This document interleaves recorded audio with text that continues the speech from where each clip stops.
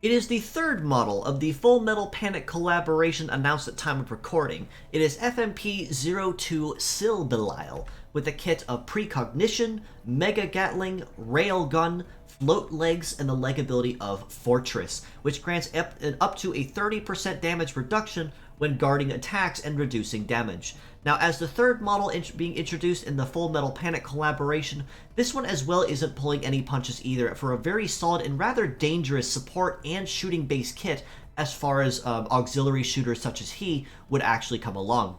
Precognition is a brand new skill being introduced to the game, which, simply put, is more or less Hypercrept 2.0. In this case, where Hypercrept will only grant you 2 random buffs, Precognition will instead give you 3, which means if you pair it off with someone that has, say, Holy Grace as a leg ability, such as, say, Kashim Les, also from the Full Metal Panic collaboration, or Blazer Mate, or even Particle Meta Change, this will really very easily come into effect. And some of the buffs that are available to you in Precognition include, say, Shoot Boost, Fight Boost, Guard Boost, Mobile Boost in many cases. So honestly, very good to get those buffs up and running in order to help keep your team as well-rounded as possible across the board. Mega Gatling is a more conventional and upper-tier shooting skill, essentially, that when put is a scattered AoE, meaning it will damage one part at normal and 2 others at random at 1/3 your damage. However, in addition to this, you will also get a times 1.5 damage bonus as long as his legs are intact, which means even as a scattered AoE, and generally not something you want to make use of immediately, the extra damage bonus does honestly comp and forgive it just a little bit to make it more worthwhile.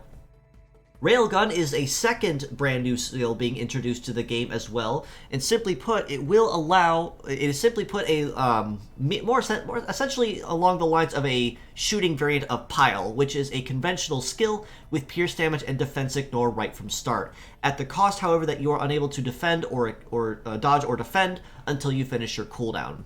Float Legs also give Silbelial very solid terrain coverage across all terrains at A rank, even if the stats are not necessarily as high. But in this case, these stats are definitely on upper tier of where you'd want to be if you want to use Float Legs and still stay well guarded, even before the Fortress ability is applied. With a mobility of 892, definitely on the higher tier of where a lot of Float Legs are normally, excluding of course boss types such as, say, Artemis or Spanag Manog. Shoot melee resist of 828 and a shoot resist of 961. Definitely in that nice little sweet spot of where you want to be. Melee resist is going to be just a little bit low for my particular taste, but honestly, it's not enough to really put him out of the ring as, say, a very good float leg, as the closer you are to 1,000, essentially, the better off you are in the long run. And an evade of 1229 also means that Silbelial's not going to have a lot of trouble dodging or even grazing a lot of low success attacks or anything that he himself is not capable, if he is incapable of dodging. Across the board, however, he is honestly still very well-rounded as well for what he offers. About 3550 HP for his head, about 3300 per arm, 3500 for his legs. Very nice armor pull there, essentially, as befitting of a heavy armor mech like essentially he is. Base power of almost 1600 and almost 1800 between both arms is also really nice too, as essentially I could see Railgun as more or less an alternative to Power Rifle in some cases, despite of course it being a heavy part. And then, of course, add the Fortress ability on top of this. This does make him even better at reducing damage and keeping his overall health moderately high, assuming that there is a healer on the team as well to help keep that in balance. As a pure set score across the board, I do honestly have to rate Silbelial as well a 7.5. Arguments could even be made for an 8 out of 10 for what he covers.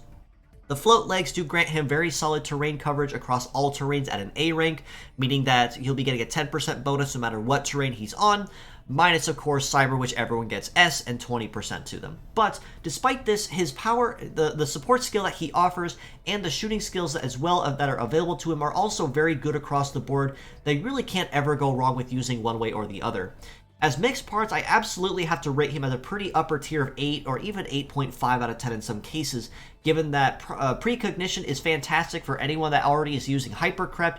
This essentially is just a direct and perfect upgrade, and there really is no reason to use Hypercrept if you have Precognition in the team. In addition, Mega Gatling and Railgun are also going to be very solid to make use of as well. Mega Gatling probably you won't be seeing used as often, given that it is a scattered AoE, but the extra damage bonus does forgive it nonetheless. Then, of course, as I said, Railgun is essentially going to be more or less kind of a rehash, a power rifle in some cases, but designed to more or less become kind of like a counterpart to Pile in this case, which is also openly welcome. And of course, float legs, you can generally never go wrong with anywhere either, for its fantastic terrain coverage and 10% across the board.